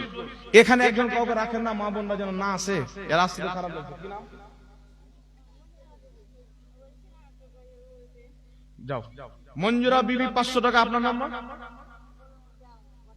গোলনুর বাবা বড়কোল বালি, বড়কোল, বড়তলা, এই গ্রামে বাড়ি। 500 টাকা। 2 জন মা আমার 500 টাকা করে দিয়েছেন, একটা গাজাল পড়ার আবেদন করেছেন, পড়বো ইনশাআল্লাহ। তো 500 টাকা করে 2 জন মা দিয়েছেন। নারে তাকবীর, নারে রিসালাত, নারে রিসালাত, মাযহাবে ইমামে আযম, মাসলাকে আলা হযরত, উলামায়ে আহলে সুন্নাত। আচ্ছা, মা বোনরা 500 করে 1000 টাকা চলে আসলো। ভাই বাবুজিদের কেউ? তোমার নানি, তোমার নানার নাম কি? এখানে বাড়ি? তোমার নানির বাড়ি তুমি জানো না? আচ্ছা, একজন নানি উনার স্বামীর নামে 2000 টাকা দান দিয়েছে। নারে তাকবীর, নারে রিসালাত। 2000 টাকার দাতা বলেন জিন্দাবাদ। আল্লাহ কবুল করুক, সকলে বলেন আল্লাহুম্মা আমিন। আল্লাহ ওই নানির স্বামীকে জান্নাতবাসী করুক রাসূল পাকের ওসিলায়, আল্লাহুম্মা আমিন। আমিন সময় আরেকজন 100 টাকা দান দিয়েছেন, আল্লাহ তিনারও দানকে কবুল করুক। হ্যাঁ ভাই, কোথায় বাড়ি আপনার? এখানে বাড়ি? বলা যাবে না, নামটা বলে যান। সাদিকুল হক, সাদিকুল হক ভাই কদমতলি বাড়ি, 1000 টাকার দাতা। নারে তাকবীর, নারে রিসালাত। সাদিকুল ভাই 1000 টাকার দাতা। আপনার নাম? বাড়ি এ তো সাদিকুল ভাই 1000 টাকা দিলেন, আপনি 500 টাকা কম দিবেন? আপনাকে তো 1000 টাকা দিতে হবে। তাড়াতাড়ি 1 মিনিট 500 টাকা নিয়ে আগে ছবরা। কি নাম বললেন আপনার? নজরুল ইসলাম ভাই 1000 টাকা। নারে তাকবীর। আপনারা নারা লাগান যেন ইনি দান করে সওয়াব পাচ্ছে, আমাদের নারা লাগিয়ে পেয়ে যায় উৎসাহিত করে। নেকি করাও সওয়াব আর নেকির জন্য উৎসাহিত করাও সওয়াব। নারে তাকবীর, নারে রিসালাত। নজরুল ভাই সাদিকুল ভাই 1000 টাকা করে আল্লাহ পাক কবুল করুন। জি, নাম কি আপনার? মুক্তারুল আজম। এখানে বাড়ি? মুক্তারুল আজাদ 5000 টাকা ওনার মা মারা গেছেন। এই 5000 টাকার সওয়াব এবং এই মাদ্রাসায় যত ছেলে পেলে কোরআন পড়বে, হাদিস পড়বে, এই সমস্ত নেকি আল্লাহ তিনার মায়ের কবরে পৌঁছে দিয়ে তিনার মাকে যেন জান্নাতের বাগান বানায়। সকলে বলুন আল্লাহুম্মা আমিন। নারে তাকবীর, নারে রিসালাত। মুক্তারুল আজাদ ভাই 5000 টাকার দাতা। আমিন সুম্মা আমিন। জাযাকাল্লাহু খাইরান। কি নাম আপনার? ইমাদুর রহমান। দাদা দাদির নামে 500 টাকা। নারে তাকবীর, নারে রিসালাত। ইমাদুর রহমান সাহেব বলেন জিন্দাবাদ। আমিন সুম্মা আমিন। কি নাম বাবু? স্কুলে পড়ছো না মাদ্রাসায়? স্কুলে পড়ছো? রিজওয়ান আহমদ। রিজওয়ান আহমদ একটা ছোট্ট ছেলে 50 টাকা তোমার দাদা দিয়েছে। আল্লাহ তোমাকে বড় শিক্ষিত ব্যক্তি করুক। যাও। আমিন সুম্মা আমিন। কি নাম বাবু? ওই নানি আবার দিল নাকি? ঠিক আছে, এই বাচ্চার নানি 500 টাকা আল্লাহ পাক কবুল করুক। সকল বলেন আল্লাহুম্মা আমিন। জাযাকাল্লাহু খাইরান ফিদ দারাইন। তাহলে মশলাটা বলে দিন না, কি বলেন বাবা? এই মশলা আপনারা শুনে যেতে হবে। তো মশলার আগে আমার মাথায় এটা কি বলেন তো? পাগড়ি না? হুজুর দেখছেন, হুজুরের কাছে আমি পড়েছি কয়েক বছর, ইনার কাছে পড়েছি, আমি ইনার ছাত্র। মাশাআল্লাহ। হ্যাঁ, কি নাম আপনার? এখানে বাড়ি? সেনাউল হক বাবজির মা ইন্তিকাল করেছেন, মায়ের মহব্বতে 500 টাকা দান দিয়েছেন। আল্লাহ তিনার মাকে জান্নাতবাসী করো। সকলে পড়েন আল্লাহুম্মা আমিন। আমিন সুম্মা আমিন। জাযাকাল্লাহু খাইরান ফিদ দারাইন। সেনাউল হক 500 টাকার দাতা। তো এটা বাবা আমার মাথায় দেখছেন, হুজুর আমার মাথায় এই পাগড়িটা বেঁধেছেন। এই পাগড়িকে আরবিতে বলা হয় আমামা। কি বলা হয়? আমামা। আমামা মাথায় বাঁধা, টুপি পড়া, এটা হচ্ছে আমার নবী সাল্লাল্লাহু আলাইহি সাল্লামের সুন্নাত। একটি কিতাব রয়েছে, কিতাবটির নাম হচ্ছে কাশফুল গুম্মা। প্রথম খণ্ড 85 পৃষ্ঠার মধ্যে লেখা আছে, সাহাবায়ে কেরাম বলছেন আল্লাহর নবী সাল্লাল্লাহু আলাইহি সাল্লাম টুপি অথবা পাগড়ি পরে নামাজ পড়তে নির্দেশ দিতেন এবং খালি মাথায় নামাজ পড়তে নিষেধ করতেন। এই জন্য টুপি পরে নামাজ পড়া সুন্নাত, খালি মাথায় নামাজ পড়া হচ্ছে মাকরুহ। কথা বুঝতে পারছেন? কেউ যদি সুন্নাত না মনে করে টুপি না লাই তো মাকরুহ তাহরিমি হয়ে যাবে। আর সুন্নাতকে অস্বীকার যদি করে দেয় তাহলে কিন্তু বহুত বড় পাপী হবে। এই জন্য খালি মাথায় নামাজ পড়া যাবে। কথা বলেন, খালি মাথায় নামাজ পড়া যাবে? খালি মাথায় নামাজ পড়া যাবে না, টুপি অথবা পাগড়ি পরে নামাজ পড়তে হবে। তো এই যে টুপি পাগড়ি, এই পাগড়ির কত মূল্য! একটা বাচ্চা মাদ্রাসায় 14 বছর, 12 বছর, 10 বছর, 15 বছর পড়ার পর মাথাতে এই পাগড়ি পরানো হয় যে এতদিন তালিবে ইলম ছিল, নবীর মেহমান, পাগড়ি দিয়ে দিলাম, এ হয়ে গেল আলিম, নাইবে নবী, নবীর ওয়ারিস।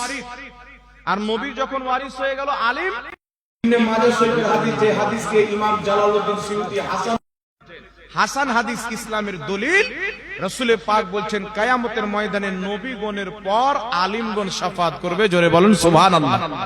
আর একটু জোরে বলেন না সুবহানাল্লাহ।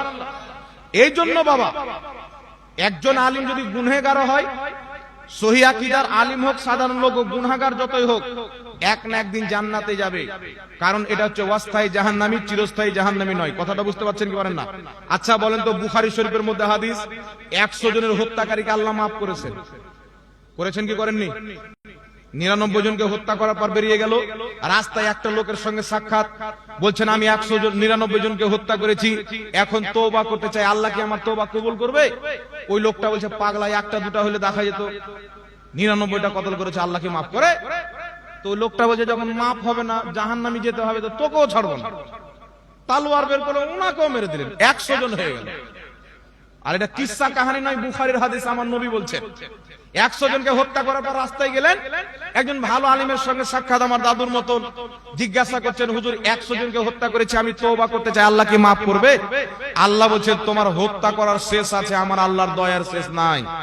অমুক গ্রামে চলে যাও, আল্লাহর কিছু আবিদ বান্দা ইবাদতে ব্যস্ত আছে, তাদের কাছে গিয়ে তওবা করো, আল্লাহ তোমাকে মাফ করে দিবে। রাস্তায় যখন চলতে আরম্ভ করলো খুশি খুশি, আল্লাহ আমাকে মাফ করে দিবে, অর্ধেক রাস্তাতে গিয়েছেন, মালকুল মউত আত্মা বের করে নিয়েছেন, মরে গেছে, ইন্তিকাল করেছেন। তো জাহান্নামেরও ফেরেশতা এসেছে, জান্নাতেরও ফেরেশতা এসেছে। জাহান্নামের ফেরেশতা বলছে 100 জনের হত্যাকারী জাহান্নামে নিয়ে যাব। জান্নাতের ফেরেশতা বলছেন না না, হত্যা তো করেছিল তওবা করার জন্য, আল্লাহর ওলিদের দরবারে যাচ্ছিল, জান্নাতে নিয়ে যাবে। ফেরেশতাদের মধ্যে তর্ক, জাহান্নামের ফেরেশতা বলছে জাহান্নামে নিয়ে যাব, জান্নাতের ফেরেশতা বলছে জান্নাতে নিয়ে যাবে। আল্লাহর পক্ষ থেকে বলা হলো যে তোমরা নিজে নিজে তর্ক করিও না, ফাসলা নাপো, জায়গা নাপো, যেখান থেকে এসেছে ওই দিক যদি কাছে হয় জাহান্নামে নিয়ে যাও, আর আমার নেক বান্দারা যদি কাছে হয় জান্নাতে নিয়ে যাও। এই একটু জোরে বলবেন না সুবহানাল্লাহ। যেখান থেকে এসেছে ওই দিক যদি কাছে হয় জাহান্নামে নিয়ে যাও, আর আমার নেক ওলি বান্দারা যদি কাছে হয় তাহলে জান্নাতে নিয়ে যাও। এই জন্য আমরা বলি বাবা, পীরের হাতে মুরিদ হতে যারা আল্লাহর নেক বান্দা, হক্কানি পীর, হুক্কা টানা পীর নয়।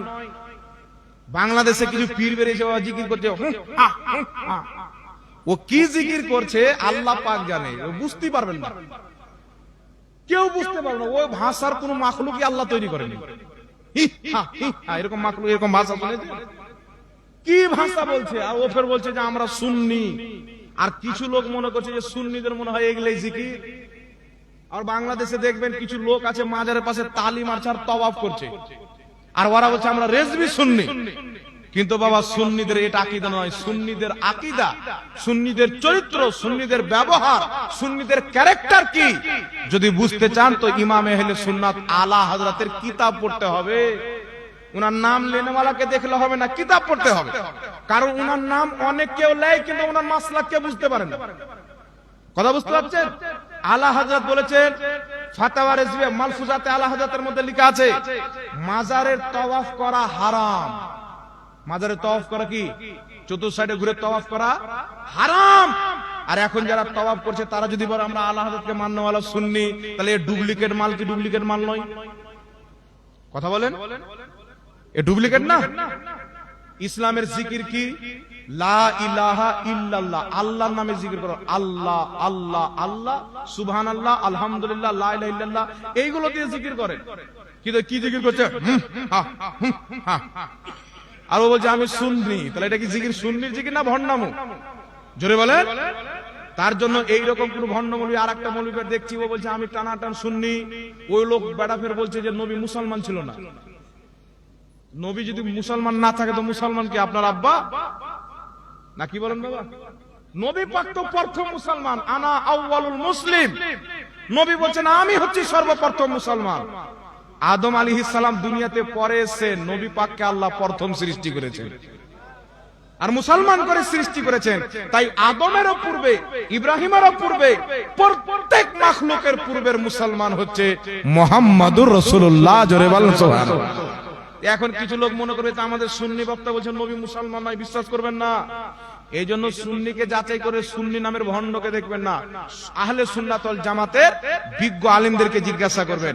দেখছেন বড় মাদ্রাসা তৈরি করেছেন, আমি আপনাদের সম্মুখে বক্তব্য দিচ্ছি, অনেক লোক হয়তো সোচছে যে এই তো মাদ্রাসায় পড়াচ্ছে ওদের চাইতে বড় আলেম। না বাবা, যারা মাদ্রাসায় পড়ায় না উনাদের ইলম, উনাদের ইলমের সামনে আমার ইলমকে, আমিও মাদ্রাসায় পড়াই, কিন্তু আমার ইলমকে, এখানকার শিক্ষকের ইলমকে যদি আপনি হিসাব করেন তো 7 সমুদ্রের সামনে 1 ফোঁটা পানি। 7 সমুদ্রের সামনে 1 ফোঁটা পানি এতটুকু হবে না। কারণ বক্তব্য তো শুনে শুনে অনেক দিয়ে দেয়। অনেক বক্তা আছে এমন করে বক্তব্য দিবে আপনি চোখ দিয়ে তো পানি পড়বে, নাক দিয়েও পানি পড়বে, কিন্তু ওই বক্তার সামনে যদি আপনি বাগদাদি কায়দা খুলে দেন তো পড়তে পারবে না। তো কি বড় আলিম হয়ে যাবে? বিজ্ঞ আলিম কে?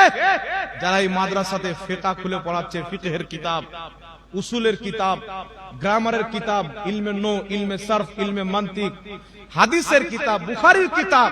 হক্কানি আলিম তো হচ্ছেন ইনারা, যিনারা বুখারী পড়িয়ে পড়িয়ে বাচ্চাদেরকে আলিমে দ্বীন বানাচ্ছে। জোরে বলেন না সুবহানাল্লাহ। ইনারা হচ্ছে আসল ইলমওয়ালা। তাই যে কোনো মাসলা মাসাইল শুধু কোন বক্তার নামে নির্ধারিত করলে যে বক্তা তো বলে যে সব বক্তা নয়। অনেক বক্তা আছেন আলিম ভালো, মুফতি যোগ্য, ইনাদেরকে মাসলা জিজ্ঞাসা করে বলতে পারবেন। কিন্তু যারা মাদ্রাসায় পড়ায় নির্ভেজালে ডাউট হবে, মাদ্রাসার আলিম উলামার কাছে এসে মাসলা মাসাইল সমস্ত জিনিস জিজ্ঞাসা করবেন, আপনি সঠিক দিশা পাবেন, ভুলটা আপনার অন্তরে থাকবে না। এখন কিছু লোক রাত্রে শুয়ে আছে, আরে ফজরের নামাজটা পড়বো, যদি একটা সূরা ছুঁড়ে যায় তাহলে কি করব, মেরে দিল মোবাইলে। একটা লোক আমাকে ফোন করে একদিন বলছে যে হুজুর বলে মিনহা খলাকনাকুম বলে মাটি দেওয়া যাবে না, বিদআত, নবীকে অপমান করা হবে, জাহান্নামে যেতে হবে। কে বললো?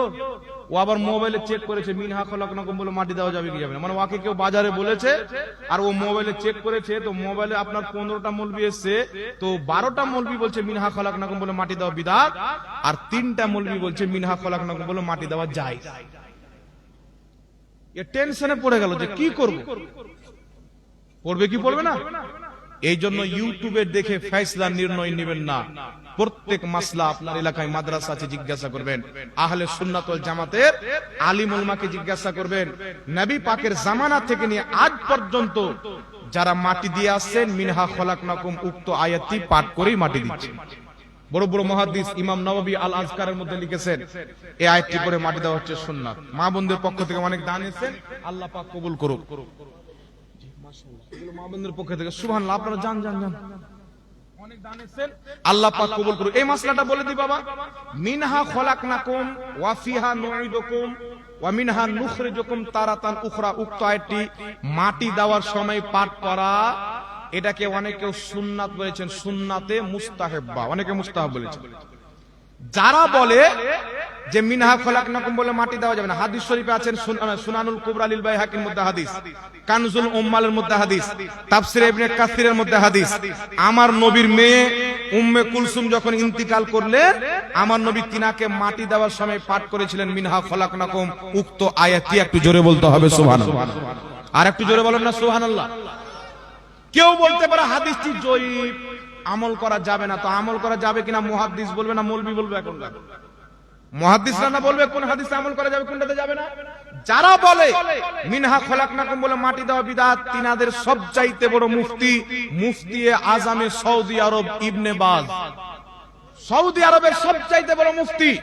যারা বলে মিনহা খলাকনাকুম বলে মাটি দেওয়া বিদআত, তাদের সবচাইতে বড় মুফতি নিজের কিতাব মাজমুয়া ফাতাওয়ার মধ্যে লিখছেন, তিনাকে প্রশ্ন করা হলো যে মৃত্যু ব্যক্তিকে দাফন করার সময় মিনহা খলাকনাকুম ওয়া ফিহা নুঈদুকুম ওয়া মিনহা নুখরিজুকুম তারাতান উখরা ইনদা দাফান, উক্ত আয়াতটি দাফন করার সময় মাটি দেওয়ার সময় পাঠ করা কি?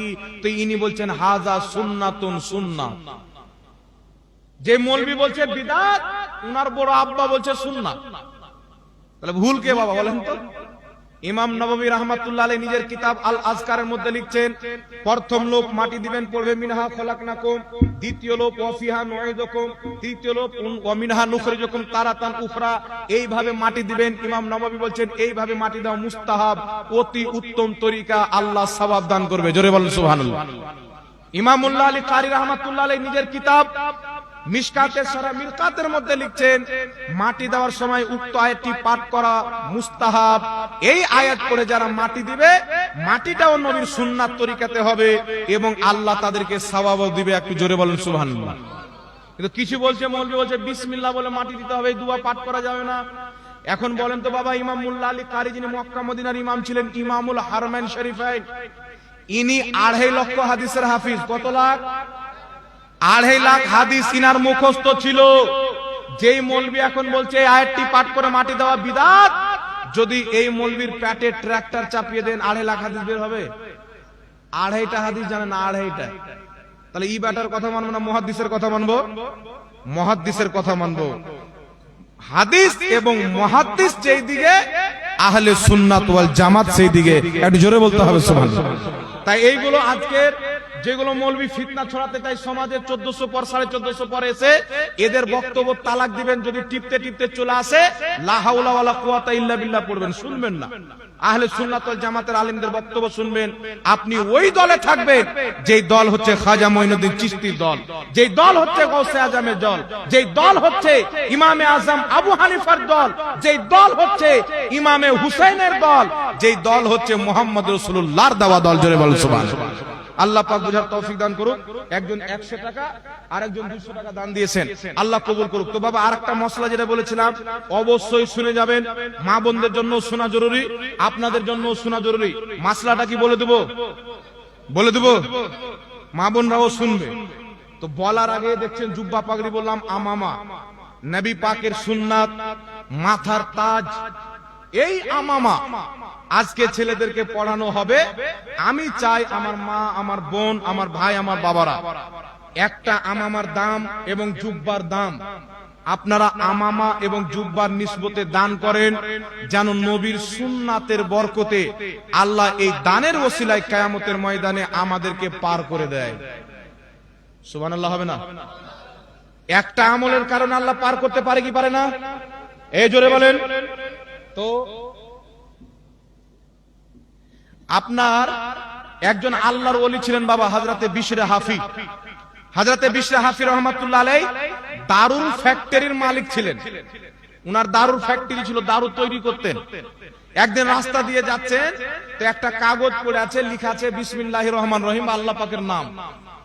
তো উনি দেখছেন আল্লাহর নাম লেখা আছে, উঠিয়ে নিয়ে গিয়ে সাফ করে বাড়ির উঁচু ভালো জায়গাতে রাখলেন, যে আল্লাহর নামের জায়গা নিচে নয়, আল্লাহ সবচাইতে বড়, ওর জায়গাও সবার উপরে। আল্লাহর নামের সম্মান করলে দারুল ফ্যাক্টরির মালিক বাড়িতে খালি পায়ে বসে আছে, আল্লাহ ফেরেশতাকে পাঠিয়েছেন, ফেরেশতা যাও বিশরে হাফিকে বলো তুমি আল্লাহর নামের ইজ্জত করেছো, আল্লাহ তোমার এই আমলের বদলায় বেলায়াত দিয়ে তোমাকে নিজের ওলি বানিয়ে দিয়েছে। হযরতে বিশরে হাফি খালি পায়ে বসেছিলেন, সংবাদ যখন পেলেন আল্লাহ তিনাকে ওলি বানিয়ে দিয়েছেন, সেই দিন থেকে তিনি জুতা পরতেন না। খালি পায়ে সংবাদ পেয়েছি, খালি পায়ে থাকবো, জুতা পরবো না। উনি যে রাস্তা দিয়ে যেতেন, আলিমগণ কিতাবের মধ্যে লিখেছেন যে ওই রাস্তা পশু পাখিদেরকে আল্লাহ বলে নিষেধ করে দিয়েছিলেন, পশু পাখি পর্যন্ত ওই রাস্তাতে পেশাব পাখানা করতেন না। একটা আমল আল্লাহ কবুল করলেন, দারুল ফ্যাক্টরির মালিককে নিজের ওলি বানিয়ে দিলেন। একটু জোরে হবে না সুবহানাল্লাহ? তো পাগড়ি নবীর সুন্নাত কত টাকা দাম হবে?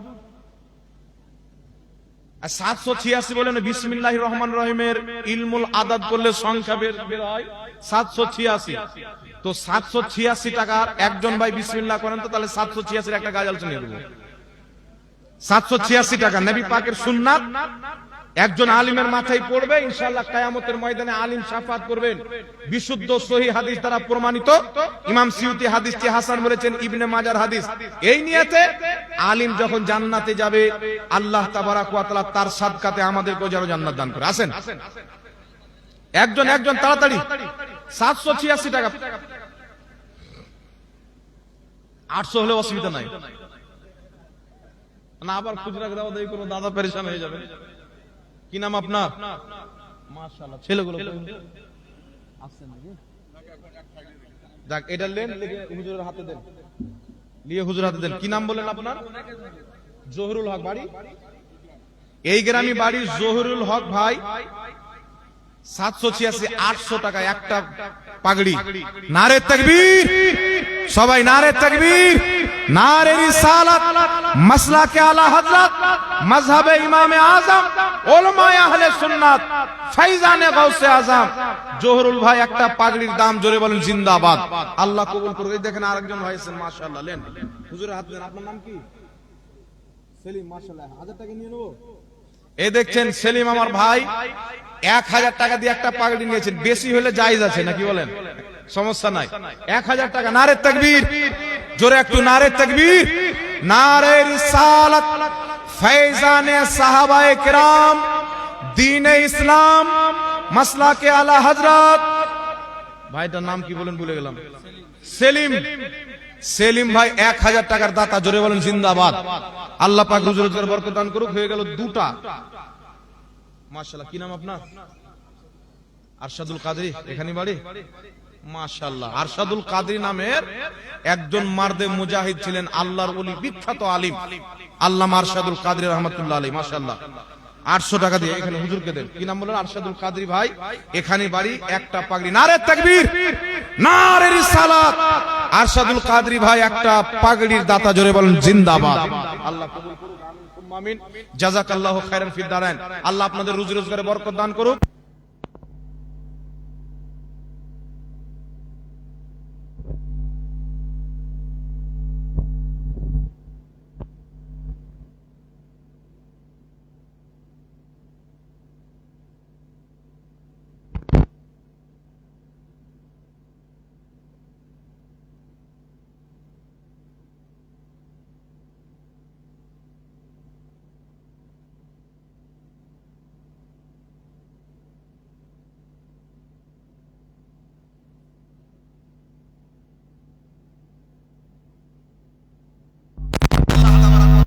করুক, আমিন সুম্মা আমিন। জাযাকাল্লাহু খায়রান ফিদ দারাইন।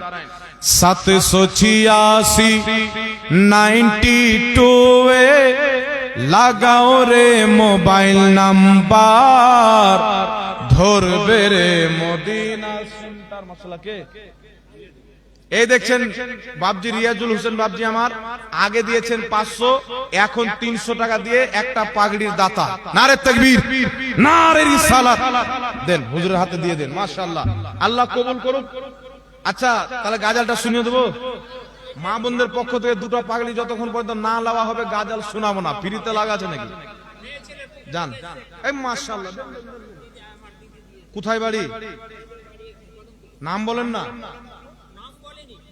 নাম নিয়ে নেবেন, নাম বলা ভালো, জায়েজ আছে, কোনো অসুবিধা নাই। মাশাআল্লাহ। এই দেখেন একজন মায়ের পক্ষ থেকে একটা পাগড়ির দাম চলে এসেছে। নারে তাকবীর। আরে জোরে নারা লাগান। নারে তাকবীর, নারে রিসালাত।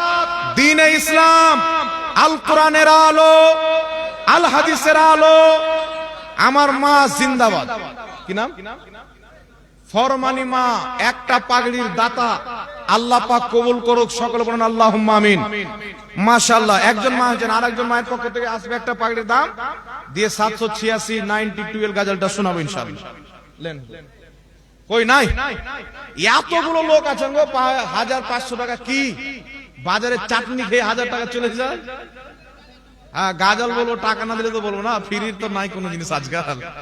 হ্যাঁ না আরো নিব না, অল্প টাকাতে হয় না। বড় মাদ্রাসা চলছে, বলছি ভাই বলছি।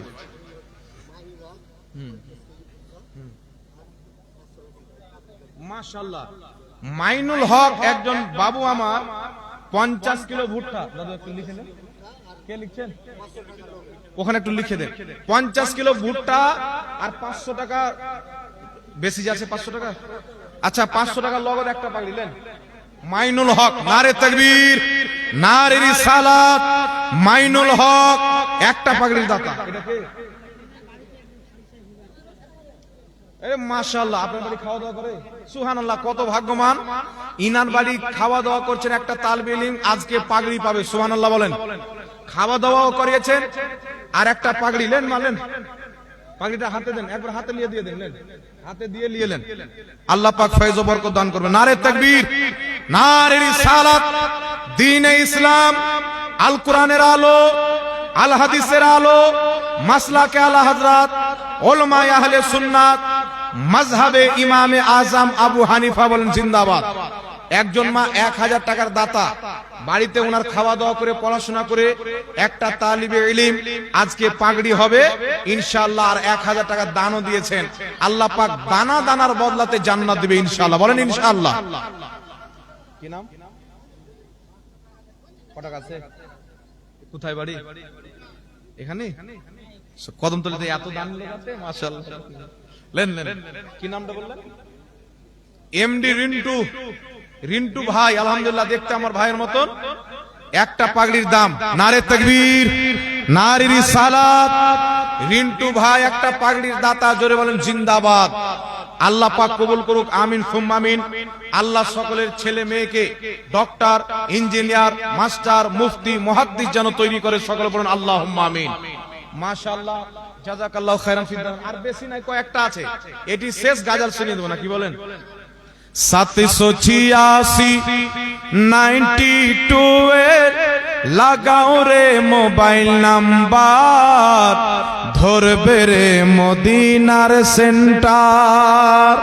নেটওয়ার্ক বিজি কবু হয় না জি, নেটওয়ার্ক বিজি কবু হয় না জি, এমন যে ইজি টাওয়ার, ধরবে রে মদিনার সেন্টার।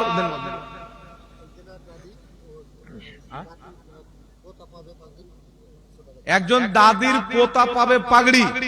দাদি খুশিতে 800 টাকা দিয়ে একটা পাগড়ি। নারে তাকবীর, নারে রিসালাত। দ্বীনে ইসলাম, জশ্নে দাস্তার বন্দি জিন্দাবাদ বলেন না, জশ্নে দাস্তার বন্দি। একজন দাদি উনার নাতি পাগড়ি পাবেন, খুশিতে একটা পাগড়ি কিনে দিয়েছেন। আল্লাহ ওই দাদির হায়াতকে তুমি লম্বা করে দাও, বলেন আমিন। রুজি রোজগারে বরকত দান করো, বলেন আমিন। উনার নাতিকে বেশি করে দ্বীনের খিদমত করার তৌফিক দান করো, বলেন আল্লাহুম্মা আমিন। জি, কি নাম আপনার? বাড়ি এখানে বাড়ি? এ সব দাম তো কদমতল্লির গো, বিদেশের লোক কেউ আসেনি? হ্যাঁ, খুব গরিব মানুষ দান দিয়েছেন, সুবহানাল্লাহ। রাসূল পাকের জামানায় কোন সাহাবীর কাছে টাকা পয়সা থাকতেন না, দিরহাম ও দিনার, ফসল টসল কিছু থাকতেন না, গিলাসে পানি নিয়ে চলে যেতেন। যে হুজুর কিছু তো নাই, তো এক গিলাস পানি নিয়ে চলে এসেছি, সুবহানাল্লাহ বলেন না ভাই। 786 যদি না থাকে তো 500 টাকা দিয়ে হলো একটা পাগড়ি দিতে ইনশাআল্লাহ হাত দিতে হবে, নাকি বলেন? দিতে হবে কি হবে না? কি নাম বলেন আপনার? নাসিম শেখ। এটা নেন আর হুজুরের হাতে তুলে দেন। নাসিম শেখ মাশাআল্লাহ 1000 টাকার দাতা। নারে তাকবীর, নারে রিসালাত। নাসিম শেখ ভাই 1000 টাকার দাতা, জোরে বলেন জিন্দাবাদ। ফয়জানে সাহাবায়ে কেরাম বলেন জিন্দাবাদ। ফয়জানে আহলে বাইত বলেন জিন্দাবাদ। আল্লাহ পাক কবুল করুক, রুজি রোজগারে আল্লাহ পাক বরকত দান করুক। আল্লাহ আপনাদেরকে বেশি করে দেখ, আপনারাও যেন আল্লাহর রাস্তায় বেশি করে দিতে পারেন। আর কেউ মা বোনরা বেশি করে দিবেন, ওদের প্রত্যেক মাসে ফ্রিতে টাকা ঢুকে দেয়, কিছু করতে হয় না। 800 টাকা মাদের পক্ষ থেকে। কি নাম? বাবজির নামে কেস দিতে হবে, আপনি নাম জিজ্ঞাসা করে আসুন। হ্যাঁ, নাম শুনলে আরো সব মহিলা দিবে। দেখেন, কেউ যদি নাম বলে দান দেয় যে আমি দেবো, তা আমার দেখা দেখি আরো দিবে, তাহলে ওর বেশি নাকি পাবে, লুকিয়ে দেওয়ার চাইতে বেশি নাকি পাবে, বুঝতে পারছেন? বেনামে একজন মা একটা পাগড়ির দাম দিয়েছেন, মাশাআল্লাহ 800 টাকা। নারে তাকবীর, নারে রিসালাত। আজকে জালসার মা বোন জোরে বলেন জিন্দাবাদ, মাশাআল্লাহ।